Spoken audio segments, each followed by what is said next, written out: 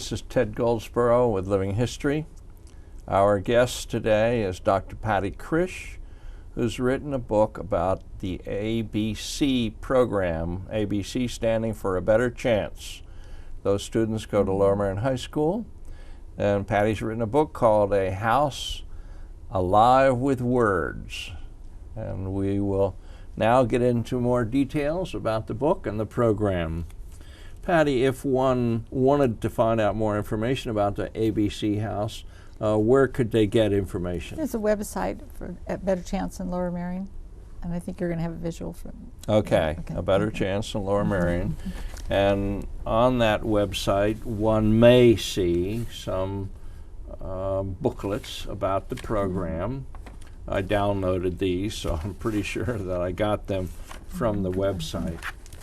Also, the ABC Board of Directors, I guess, puts out a newsletter at least once a year? Well, periodically. Periodically, okay. I think they're putting one out pretty soon. I'm not sure. It may be online. I'm not sure whether it'll be online or mailed. Okay.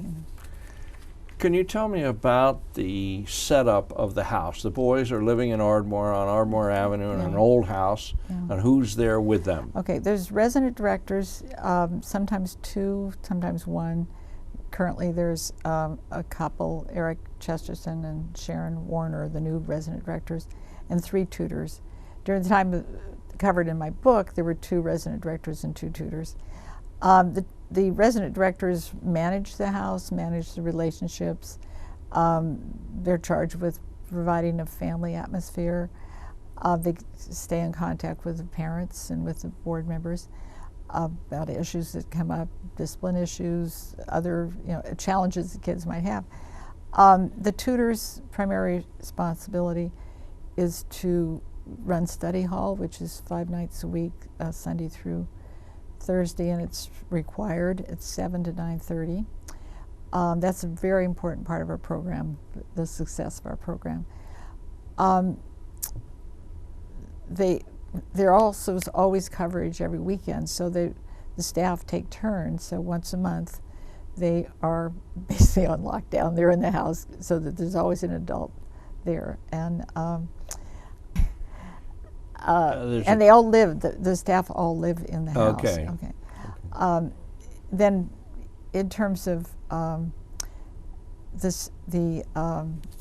forgot. There's also a part-time cook that provides the dinner.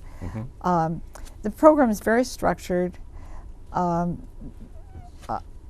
I said, the family-style dinner, study hall, curfew.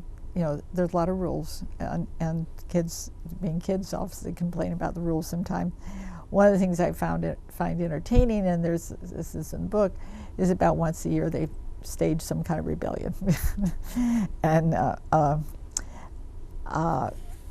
one of the a number of years ago, we had a visit at our board meeting from alumnus, and the board president asked him what was most important about the program, and the guy said, I wouldn't have said, I can't believe I'm saying this, I wouldn't have said at the time, but study hall, because I learned how to structure my time, I learned how to study. And this guy graduated from college and may have had a master's in business, I can't remember, but he had his own business. That brings up the point that you do have alumni come back. Yeah. People will sometimes in their town, they'll drop in. Of course, then nobody that was there when they were there is there. But we've had reunions about every 10 years. And at the 40th reunion, which was 2 years ago, a lot of alumni came back and they got up and talked about their experiences. And That's a wonderful. It was a very heartwarming event, yeah. The other thing in terms of structure of the house, the kids have weekly chores, vacuuming the living room, cleaning the living room, kitchen duty, cleaning the bathrooms, and they have to clean their own room. And they get a weekly allowance, and their allowance is based on the staff member on duty checking the chore and was it done properly. There's also lots of rules. There's no smoking, no drugs, no driving cars, and no girls in the rooms, in private rooms. Girls can be there in the public areas if there's a adult staff member there. And we have grade requirement. They have to make a 2.8 GPA and behaving respectfully. So Okay. We have some more pictures to look at. I think you told me off camera that Lower Merion School District provides laptops, so we don't have to this is an old picture. Okay, we don't have to have a computer lab. Yeah, this is an old picture where we had a lot of computer monitors in the study hall room. The kids, it varies with the staff. Sometimes they let them study partly in the dining room and the living room, and sometimes they're all in the study hall. Now this picture, that was the study hall. Okay. This picture I liked because it's prom night. There were 3 boys going to prom, and what I liked about this picture is it shows the other kids in the house, and there's a board member or 2 is taking pictures, being out there, having a good time, seeing them off to the prom. And to me, it's very much a community. It's a community with the board, with the staff, the support systems for the kids. And I don't always go over for prom night, but it's really fun when they do. Well, it's the close, well, I guess, isn't prom night kind of close to the end of the year? Yeah, it's usually in May. And they've been working hard, and it's a happy occasion. Yeah. Yeah, you had another picture there. I'm sorry. This was, and I'm not actually sure where they were. Usually, a few times a year, the staff will plan a group activity. It might be camping, it might be going go-karts, or often the board will organize a bowling event.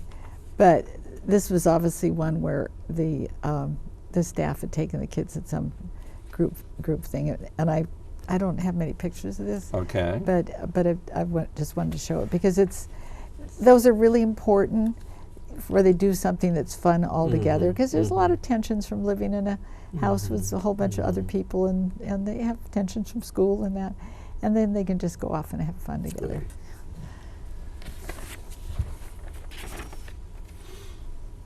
Each boy has an academic advisor, a host parent.